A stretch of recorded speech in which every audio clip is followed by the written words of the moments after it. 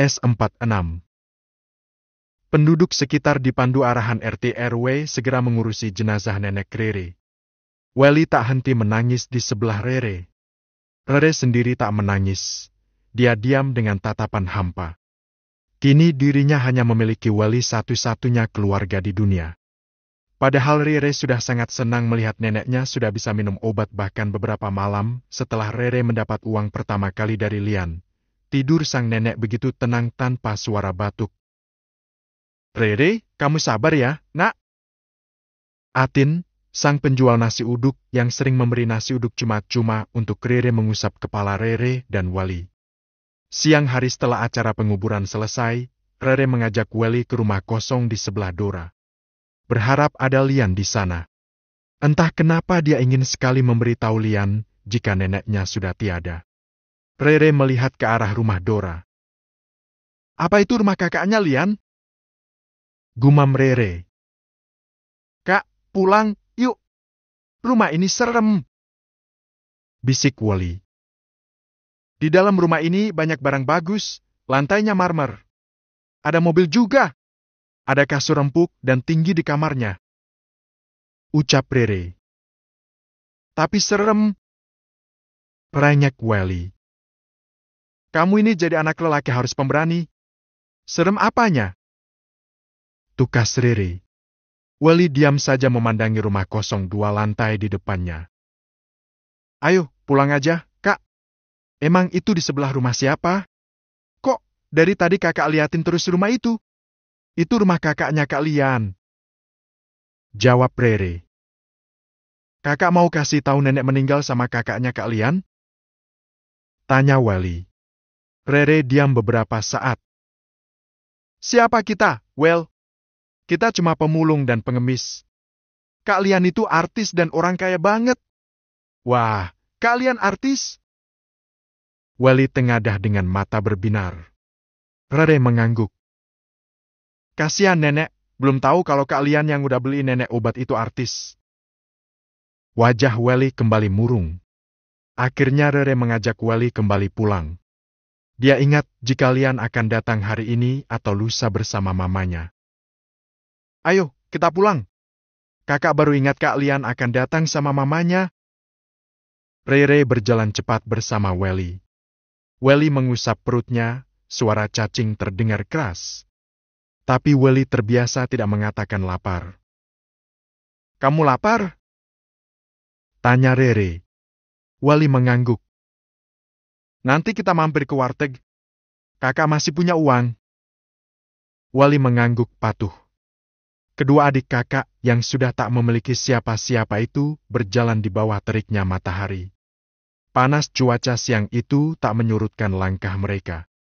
Perjalanan hidup keduanya masih akan panjang. Rere dan Welly berjalan tanpa alas kaki.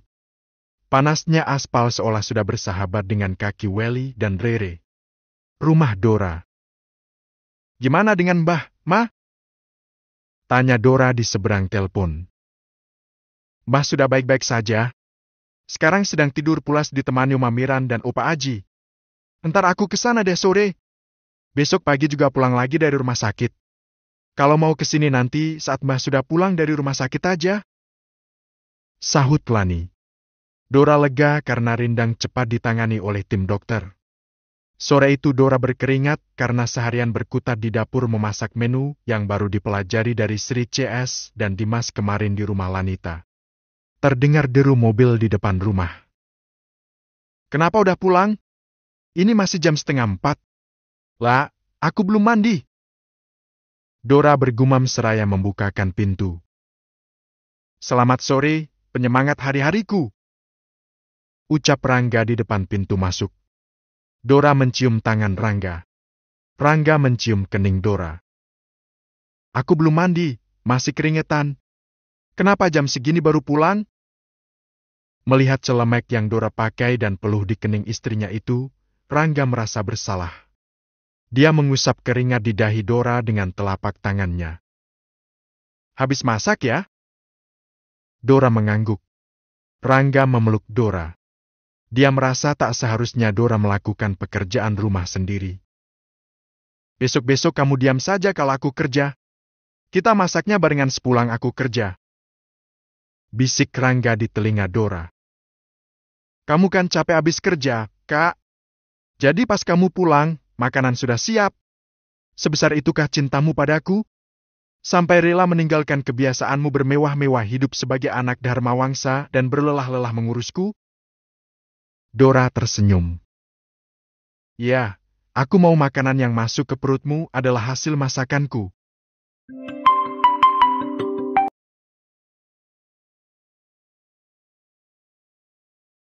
Pakaian yang kakak kenakan adalah hasil cucian dan setrikaanku. Rumah rapi yang menyambutmu tiap pulang kerja adalah hasil aku yang membereskannya. Rangga semakin mengeratkan pelukannya. Mereka masih di ambang pintu. Haduh, pengantin baru. Bok ya masuk rumah dulu gitu baru mesra-mesraan. Celetuk janda sebelah rumah yang melintas di depan pintu pagar rumah Dora. Dora dan Rangga melepaskan pelukan dan sama-sama menoleh ke sumber suara. Boleh kenalan, nggak? Tanya Sophie, yang katanya si janda kembang di perumahan tersebut. Ih, dia siapa sih? Bajunya seksi bener. Desis Dora. Mau kita persilakan masuk? Tanya Rangga. Kak Rangga jangan aneh-aneh, deh. Lihat tante-tante seksi langsung semangat. Dora menggerutu. Jaga ucapanmu. Mana ada kakak tergoda perempuan lain sejak dulu? Rangga menyentil dahi Dora. Kita cuma beramah tamah sebagai tetangga baru aja, sayang. Dora tak menyahut. Silakan masuk, tante. Ujar Dora pada Sophie. Sophie tersenyum dan membuka pintu pagar lalu melenggak-lenggok menghampiri Dora dan Rangga. Kalian pasangan pengantin baru yang masih unyu sekali. Ya. Aku Sophia, janda kembang yang tinggal di sebelah rumah kalian. Sophie mengulurkan tangan.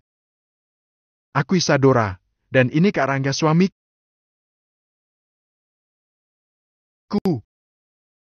Dora menyambut uluran tangan Sophie. Mari masuk. Ajak Dora. Sophie melangkah masuk setelah Dora dan Rangga masuk lebih dulu. Dora membuatkan minuman dingin untuk Sophie. Terima kasih, cantik. Ucap Sophie sembari menenggak habis minuman dingin dalam gelas. Mereka berbincang sesaat. Sophie berusia 8 tahun di atas Rangga. Status jandanya sama sekali bukan ancaman. Sophie tulus ingin menyapa tetangga barunya. Aku ini kesepian. Kalau kalian punya kenalan duda kaya atau bujang lapuk tapi kaya, kalian kenalkan padaku, ya. Sophie mengedip genit tapi tidak berkesan menggoda Rangga. Di mata Sophie, Rangga dan Dora hanya anak muda-mudi yang baru saja menikah. Dora pun tampak lega. Gerak-gerik Sophie bukan janda gatal yang ingin menggoda suami tampannya. Sophie tulus ingin menyapa mereka sebagai tetangga baru. Setelah Sophie pamit pulang, Dora pun akhirnya bernapas lega. Ternyata Tante Sophie orangnya menyenangkan, ya? Ujar Dora. Rangga hanya mesem. Aku mandi dulu, ya?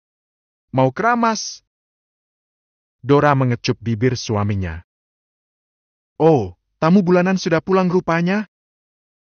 Ucap Rangga kalem. Dora tampak berpikir. Kenapa lama sekali jawabnya? Rangga lagi-lagi menyentil dahi Dora. Ih, seneng banget nyentilin dahi aku, sih. Gerutu Dora. Kamu keramas mau mandi besar, kan? Dora mengangguk. Rangga tersenyum senang. Seneng banget rupanya. Iyalah, malam pertama kita akan dimulai malam ini. Ucap Rangga kalem sambil meletakkan cangkir kopi di atas meja. Dora melesat cepat ke kamar mandi yang ada di kamarnya. Rangga tersenyum tipis membayangkan malam pertama yang pasti akan repot.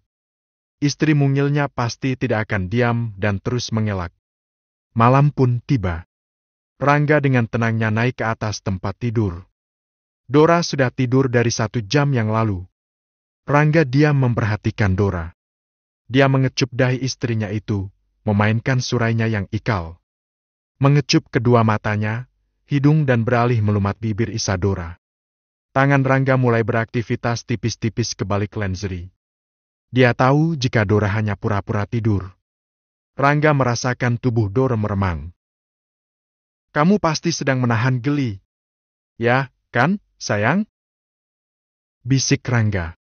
Akhirnya Dora menjerit keras tak kala bibir Rangga beralih ke bawah lehernya.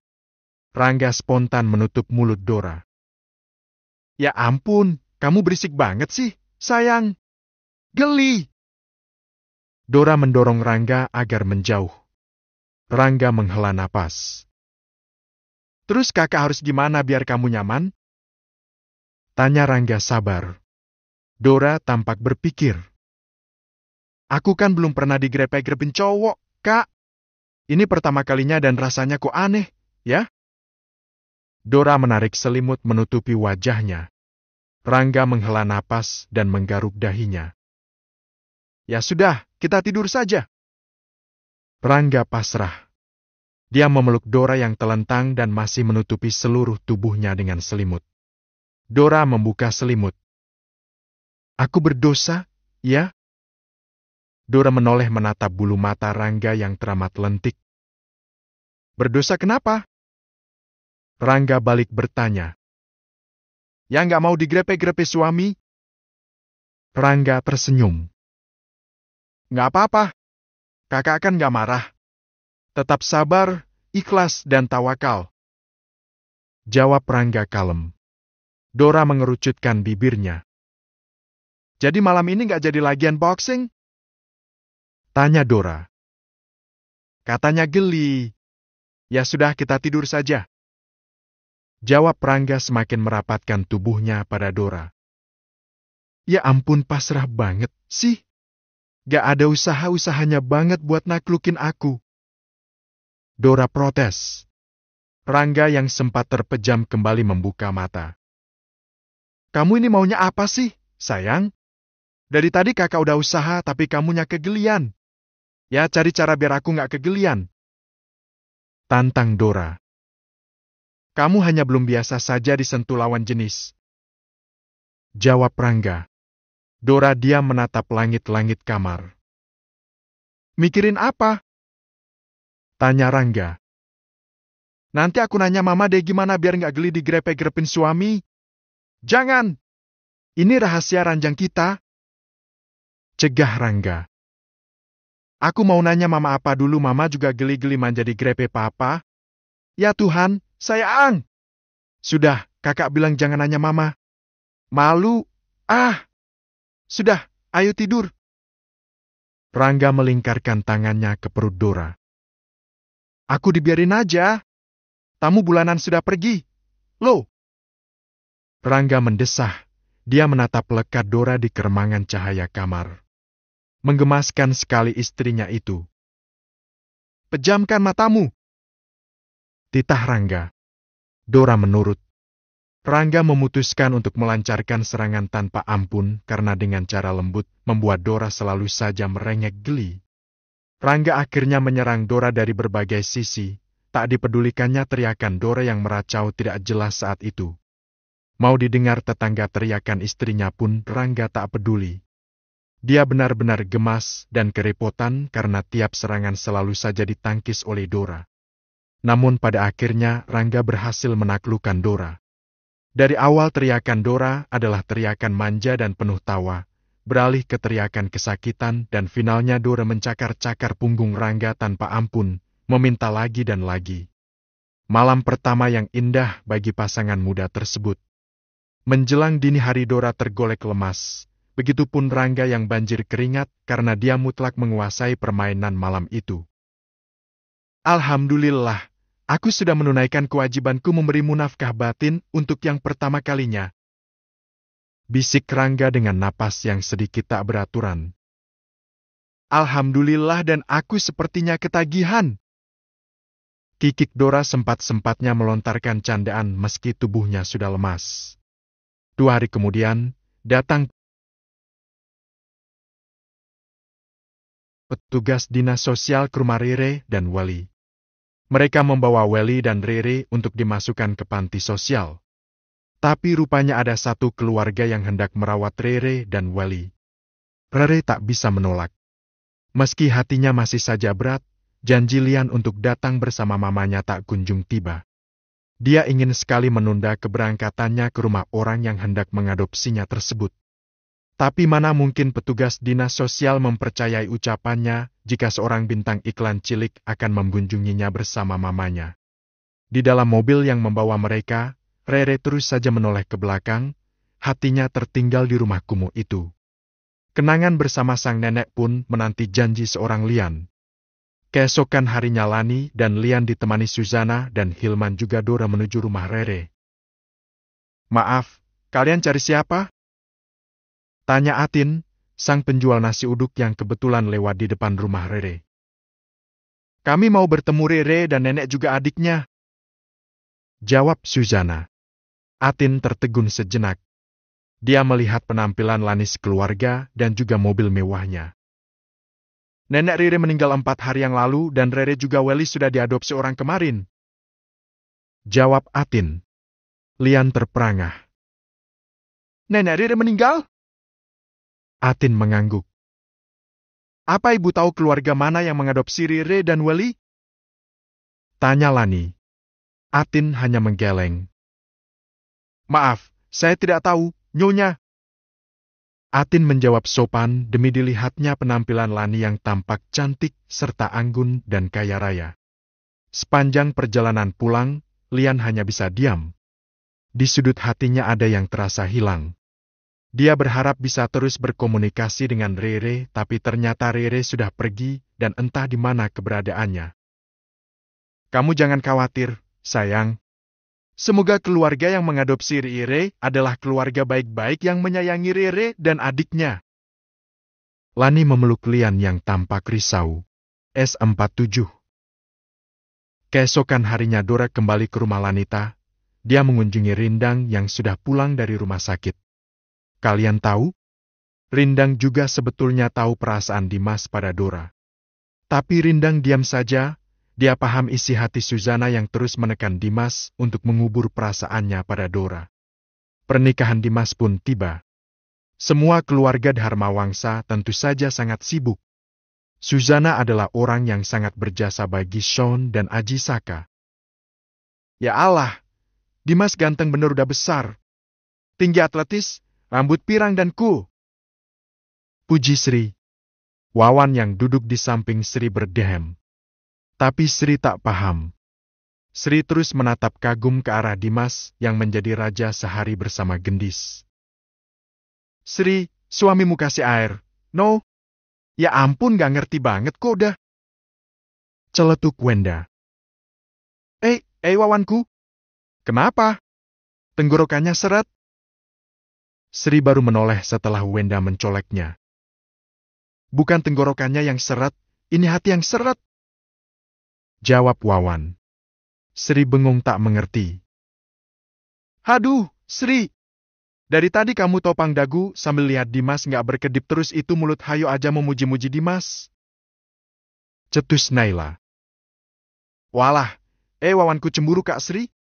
Yulah, saking cinta, Kak budak ngorawegen meni cemburu, yui.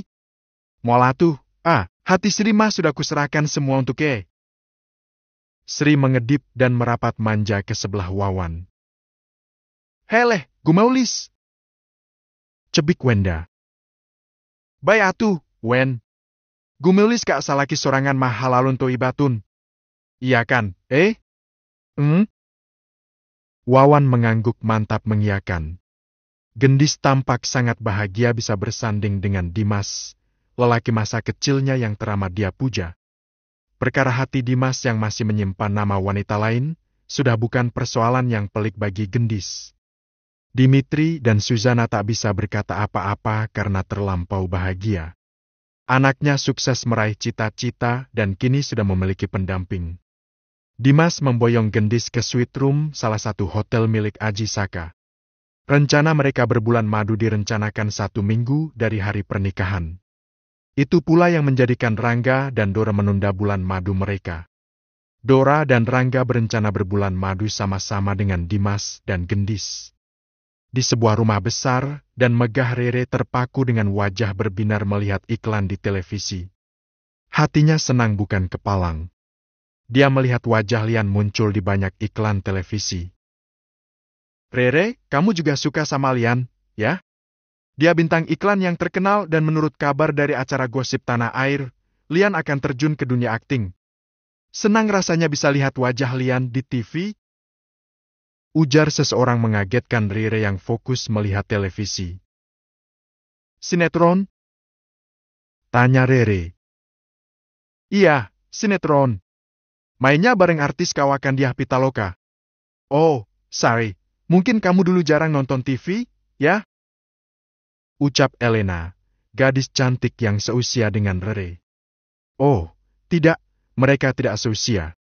Elena berusia 2 tahun di atas Rere. Rere alias Rengganis diadopsi oleh keluarga kaya yang memiliki anak tunggal perempuan bernama Elena. Orang tua Elena hanya ingin Elena memiliki teman di rumah dan berhasil, Rere bisa dengan cepat mengambil hati Elena. Tahu, nggak? Nanti saat kelulusan sekolah dasar, aku mau intip kabar di mana Lian sekolah di bangku SMP, dan aku akan masuk ke SMP yang sama. Aku harus jadi pacar Lian. Ucap Elena ceria. Rere tersenyum kaku. Ada perasaan aneh yang tiba-tiba menyelusup ke relung hatinya. Perasaan cemburu karena Elena memiliki segalanya dan Rere lihat, Elena sangat pantas bisa berteman dekat dengan Lian. Re, Wali mana? Tanya Elena. Barusan lagi tidur, kenapa? Tanya Rere dengan senyum renyah. Ya udah kita main berdua aja, yuk. Ajak Elena pada Rere. Di mata Rere, Elena adalah anak orang tua angkatnya yang cantik bagai porselen, pintar dan juga menyenangkan. Suite room hotel bintang 5 milik Aji Saka. Gendis memeluk Dimas dari belakang yang membawa gelas minuman berisi orange juice segar.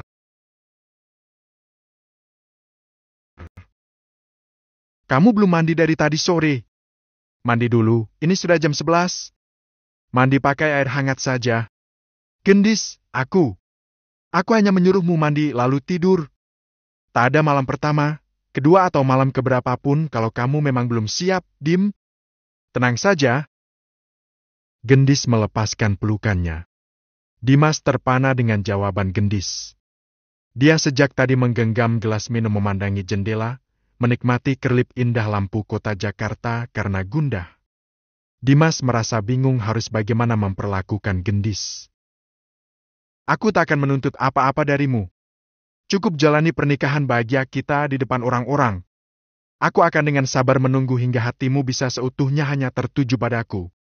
So, jangan terbebani dengan apapun. Santai dan rileks, oke?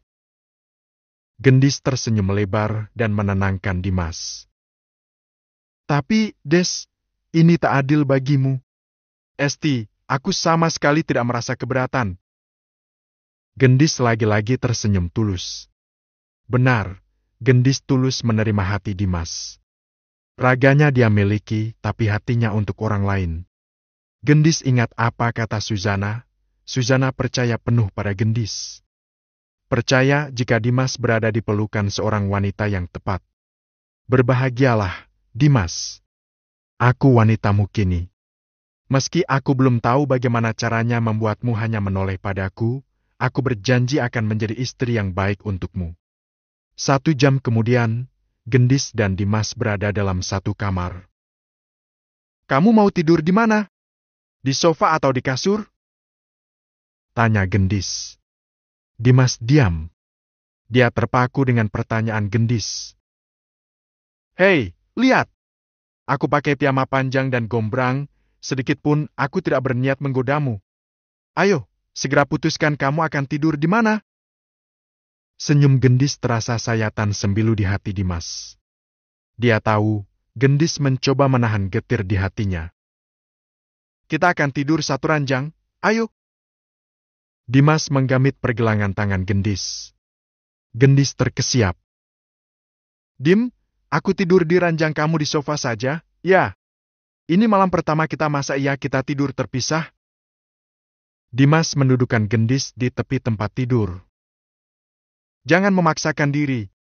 Aku tahu kau tidak akan nyaman tidur satu ranjang denganku. Sanggah Gendis. Kau bilang akan menjadi istri yang baik, bukan? Tanya Dimas. Gendis mengangguk. Perlakukan aku sebagai suamimu. Lalu menurutlah, kita tidur satu ranjang malam ini. Dimas naik ke atas tempat tidur dan merebahkan tubuhnya. Dimas mematikan lampu hias di sebelahnya. Sini, tidur di sampingku. Dimas menepuk-nepuk sisi kasur di sebelahnya. Matikan lampunya. Titah Dimas. Meski ragu, Gendis mematikan lampu, kamar pun gelap. Hanya tampak cahaya dari lampu balkon yang merambat melalui tirai jendela kamar. Gendis perlahan merebahkan dirinya di sebelah Dimas. Dia terkesiap dan menahan napas saat Dimas meremas jemari tangannya. Ayo, kita tidur. Berdoa, semoga kebahagiaan yang utuh senantiasa menyertai biduk rumah tangga kita. Ucap Dimas pelan. Gendis memejam. Begitupun dengan Dimas. Tangan keduanya masih tertaut. Mereka tertidur dengan posisi kaku, dan tanpa melakukan aktivitas apapun, sama-sama telentang tapi kehangatan menjalar di hati keduanya.